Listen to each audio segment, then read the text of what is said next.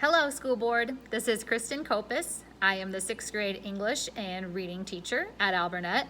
This is my 13th year of teaching with my 12th at Alburnett. And boy, does this year look different than it usually does. But one thing is the same, we are teaching kids. In reading class, we are continuing our curriculum of choice novels. So as students work towards their standards and progressing, they are choosing the books that we read. We use an anchor text where we have a class read aloud every single day. The book we're reading is called Michael Vey, Prisoner of Cell 25. And as we finish that one, we'll be moving into another read aloud book. In English class, which we also call ELA for English Language Arts, we have been working on figurative language, persuasive writing, context clues, are all things we have been working towards, and also adding transitions into our writing was something we worked on this week. But I'm looking forward to how the year will pan out and welcome any questions that you may have. Thank you. Hi, my name's Ashley Frimmel. I teach 7th grade reading and language arts. This year, I've kind of compiled their 2 classes that I have them in as more of a block scheduling, and I'm creating units, and then within the unit, they're going to have a reading portion and a writing portion of the unit. So we just got done with the character trait unit.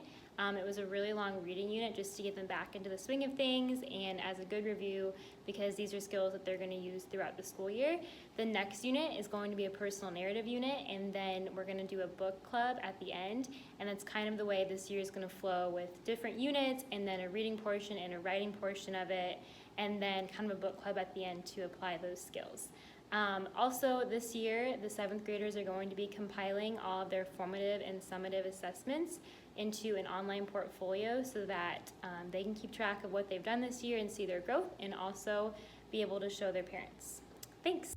Hey, this is Casey Shoemaker. I am the 8th grade English and reading teacher currently at Alburnett for this school year. Currently with the 8th graders, I'm working on our ability to reflect on our own work and kind of having that self-awareness of where we're currently at in class and what steps we can take to get to where we want to be. So obviously with middle schoolers, we're not always the most self-aware and able to hold ourselves accountable.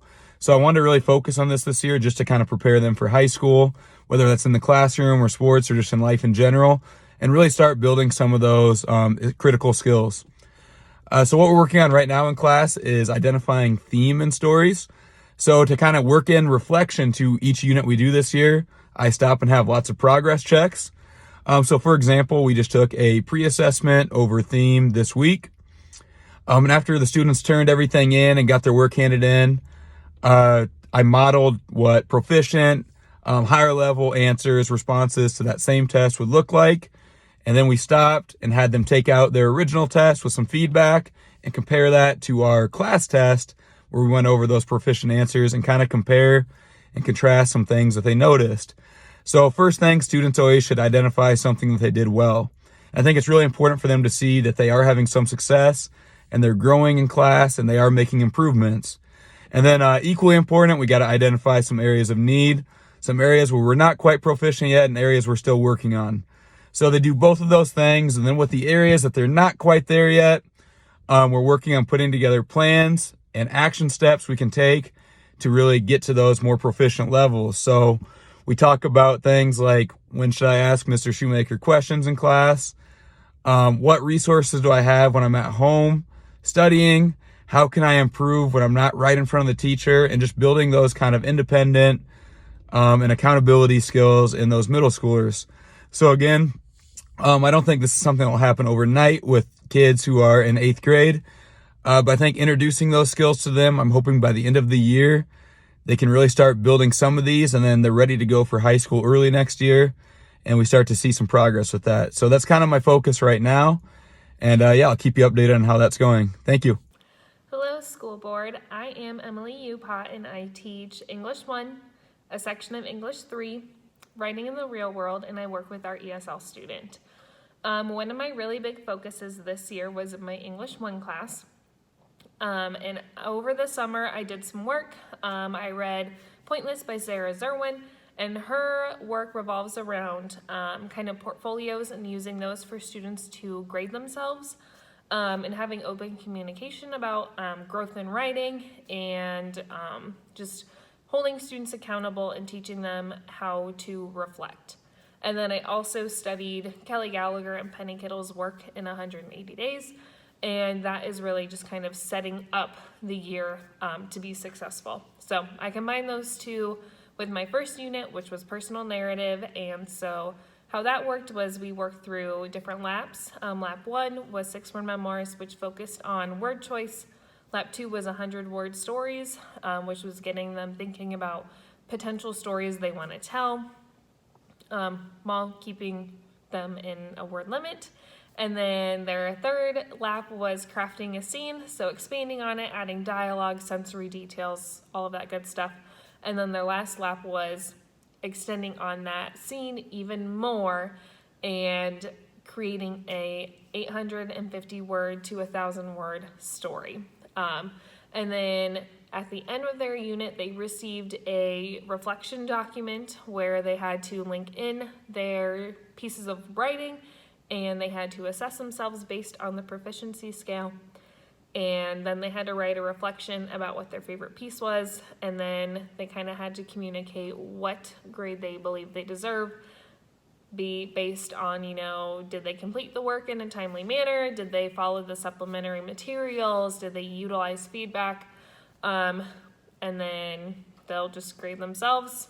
If I find things that are wrong or I don't agree, then that will open that communication for us to conference about it. I have also been co-teaching with Miss Smith this year in English 3. We were a little skeptical about that, but it has been a success. We work very well together, kind of holding up each end of we spread the weight equally between the two of us when it comes to creating docs or lesson plans.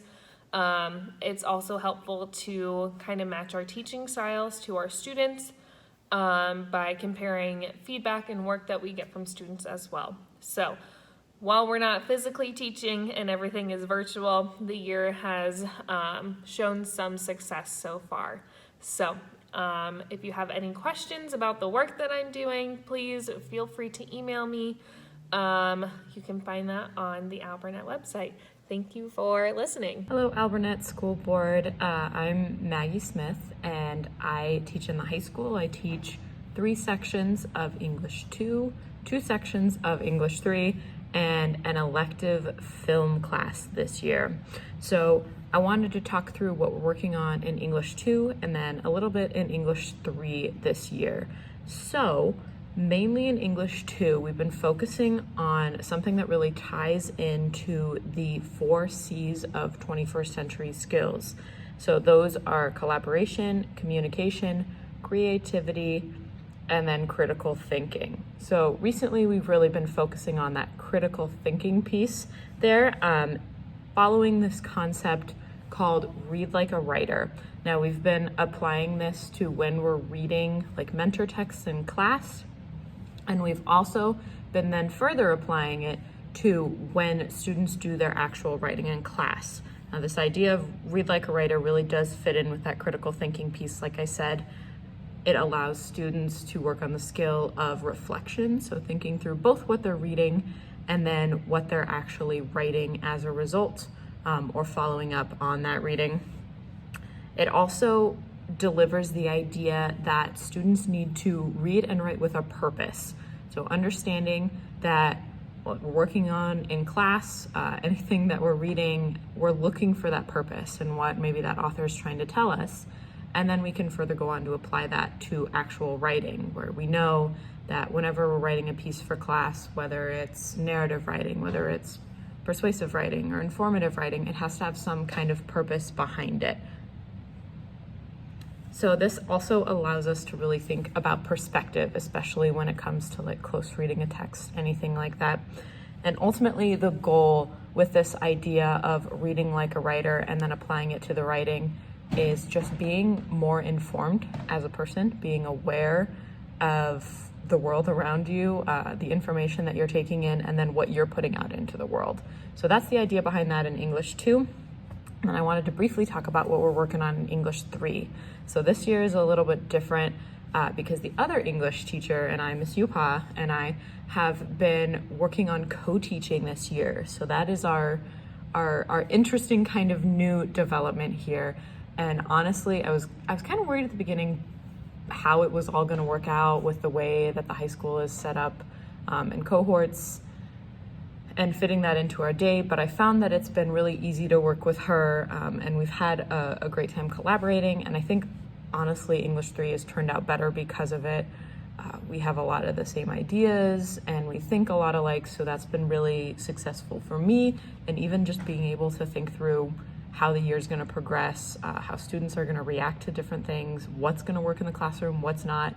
It's also allowed me as a teacher to practice my 4 C's of 21st century skills. So lots of collaboration going on, lots of critical thinking, definitely lots of creative thinking, and then we've had to communicate in really interesting ways throughout the year thus far. All right, that's what I got for you guys.